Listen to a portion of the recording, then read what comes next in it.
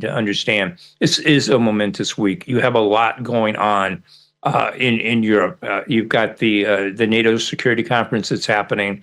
You've got the Munich Conference that's happening. I'm sorry, the NATO Contact Group that's happening in Brussels that Secretary of Defense Pete Hegseth will be attending. You've got the Munich Security Conference that J.D. Vance is going to be attending, and your own President Volodymyr Zelensky attending. Then you've got Keith Kellogg soon to be dispatched to Kiev. On February 20th, is it being reported here in the U.S. So lots happening. And on top of that, you have Trump in this telephone call that's supposed to be happening between him and President Zelensky. So I think what we're really seeing here out of Washington is a combined effort to set conditions. We often talk about setting conditions on the battlefield. I think this is about getting Washington's messaging out to set conditions on the negotiating stage to make sure that Washington sees each actor trying to come to the table in good faith and in a workable way. For Trump, though, if we look at his worldview, he tends to see things through dollars first and then the strategic side of it subsequently. And for him, I think, and for Ukraine especially, even though personally I think it's an unfair ask, I think Ukrainians have more than paid the price with their own treasure, with their own blood in fighting this fight for Western liberty. But in Trump's mind, this $500 billion rare earth mineral deal is something that Ukraine can seize upon because the asset value of these rare earth minerals in Ukraine is immense. It's estimated as upwards of $11.5 trillion. And so I think that's, the chief point that Trump wants to be bringing up with Zelensky is to say, for continued U.S. aid, you've got to help us out there. We've got to get paid back. Now, if I'm Zelensky, I'm taking this opportunity to remind Trump that half of that value, and this has been estimated and appeared in Reuters, half of that value in terms of rare earth minerals is trapped inside of Russian-occupied areas of Ukraine, especially the Donbass. So if I'm Zelensky, I'm telling Trump, look, this is great. You want this, we're willing to do this, but you've got to help us get the Donbass back. We can't cede that as part of any negotiation process. So lots happening this week, lots to unpack. We will wait for more information. And also we see that, yes, President Donald Trump's administration has decided to oppose the development of peace plan for Ukraine to hold talks with European partners. Reported by The Telegraph, it's one article. The Telegraph states that Keith Kellogg, Trump's special envoy for Ukraine and Russia, promised European diplomats that he would consult with NATO allies before finalizing the peace plan. The Telegraph reports that Kellogg promised to hold talks with the prime ministers and presidents of NATO states. What role does NATO play in shaping the final version of this peace plan? How might consultations with European partners influence the U.S. approach to resolving the war? Yeah, I think if we go back to this theme that I'm raising this week is about setting conditions. Trump clearly wants NATO overall to be doing more. He's called for them to increase their defense spending to 5% GDP versus the 2% target that it is now. And many of them aren't even at that. Germany is behind that figure. France is behind that figure. And so he wants them to be doing more. I think this pause really has more to do with trying to get NATO to realize that you just can't take U.S. participation for granted, that if you want the U.S. to be involved in any end state when it comes to Ukraine, that you're going to have to be doing more. And I think this is to get buy-in, in part what Kellogg is trying to do, what's being reported in the Telegraph. But I think it's also a wake-up call to NATO to say you just can't take us for granted. Now, having said that, if Trump's going to negotiate a $500 billion deal with Zelensky for these rare earth minerals, there's no way in my mind, and this is just my personal opinion, that the U.S. won't have some kind of role in making sure that Ukraine's security is guaranteed going forward. We all know the failures of the Budapest Memorandum. We know the failures of the two Minsk agreements. Without NATO backing, I just don't see how any kind of lasting peace can happen in Ukraine, because we've just seen too many times where Putin takes a pause, reloads, and then just comes back for more of Ukraine. So NATO, in my mind, is ultimately going to be key. It's just a question of how do we get there? How do we get NATO to come on board? And how ultimately do we get Trump to basically understand that without NATO, his $500 billion deal isn't going to be worth very much?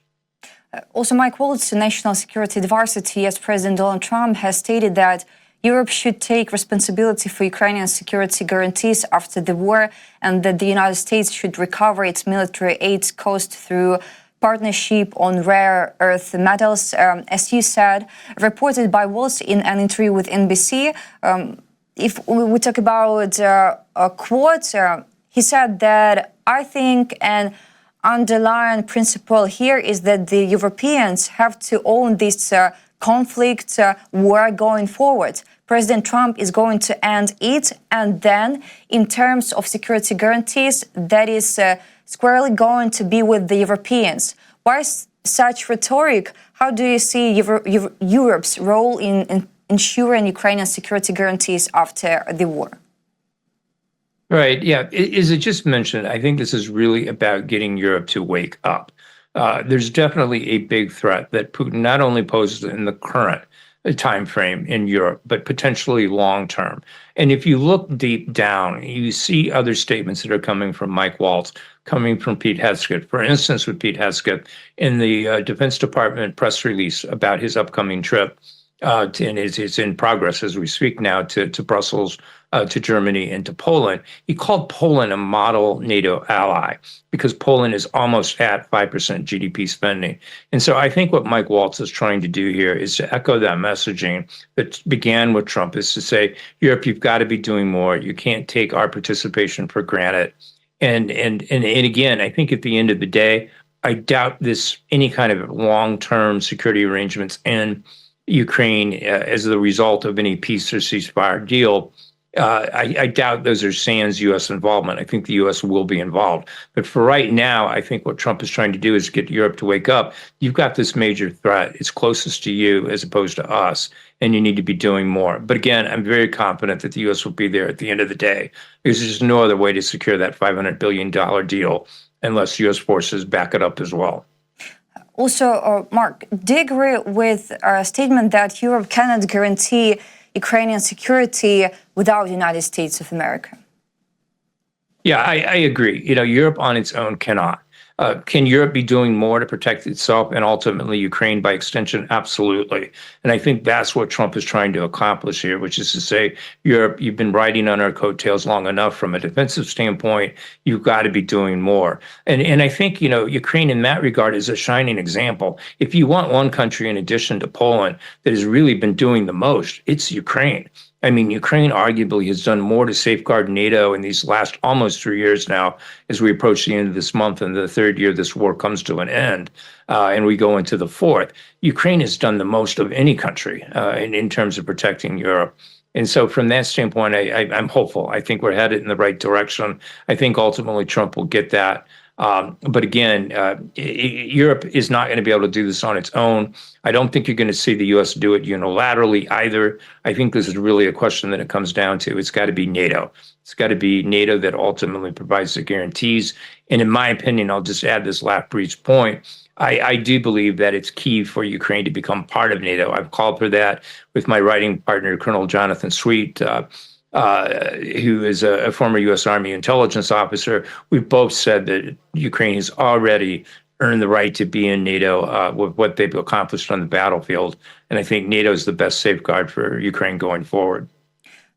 Mark, we talk about Munich conference and also about Ramstein, because I see, according to the Washington Post, that new U.S. Defense Secretary Pete Hegseth will take part in the week's Ukraine Defense Contact Group meeting, Ramstein meetings. However, he's unlikely to announce new military aid for Ukrainian army, according to the Washington Post. Hegseth will attend the Ramstein meeting scheduled for tomorrow, February 12th, at NATO headquarters in Brussels for the first time since the start of the full-scale war. The meeting was convened not by the US, but by the UK.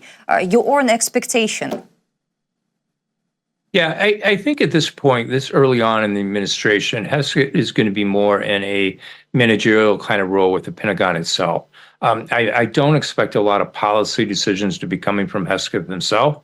I think we need to be looking to Lieutenant General Keith Kellogg, Trump's special envoy to Ukraine and to Russia, and for what he is saying. And while there may not be a package release like there had been more of lately from the Biden administration in their waning days, I do see encouraging signs coming from, or indications, if you will, coming from Kellogg in the sense of, for instance, as just was reported